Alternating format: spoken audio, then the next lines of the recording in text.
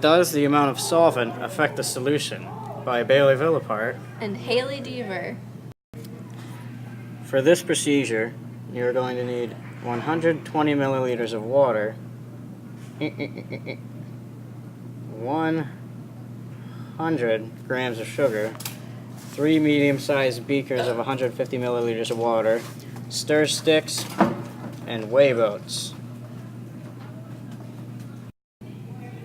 This is our background information. Our solvent is distilled water, H2O, and our solute is sugar. The goal of this procedure is to see if the amount of solvent affects how much solute can be put into the solution. As the amount of solvent increases, the amount of solute allowed to be dissolved within it before reaching its point of supersaturation increases as well. That is our hypothesis. The first step is adding the solute, which is sugar, to the solvent, water.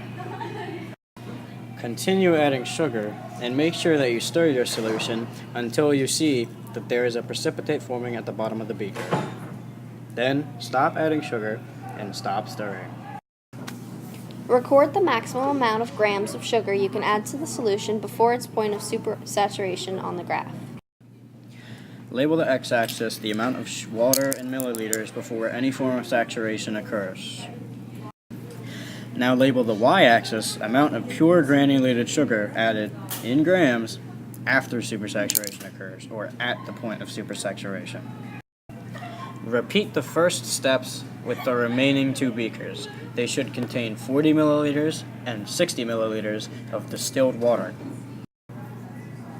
Connect the 3 points you should have plotted on your graph. Now, for the conclusion. Our personal conclusion is that as the amount of solvent in a solution increases, the amount of solute allowed to be dissolved in the solution increases as well with it. This can be supported by the evidence gathered from our own experiment. This is what your conclusion should look somewhat like. Now, create a 3 to 5 sentence conclusion explaining the results that your group got on your graphs from the procedure. Explain the obvious results, any trends in the graph, and your own personal conclusion as to how the amount of solvent in a solution affects dissolving in a solution, and that same solution's point of supersaturation itself. Please remember, time is not an important factor in this experiment. Do not let time affect your conclusion because it is not necessarily important in this experiment. Saturation, dissolving, and the amount of solvent is the most important in this experiment and procedure.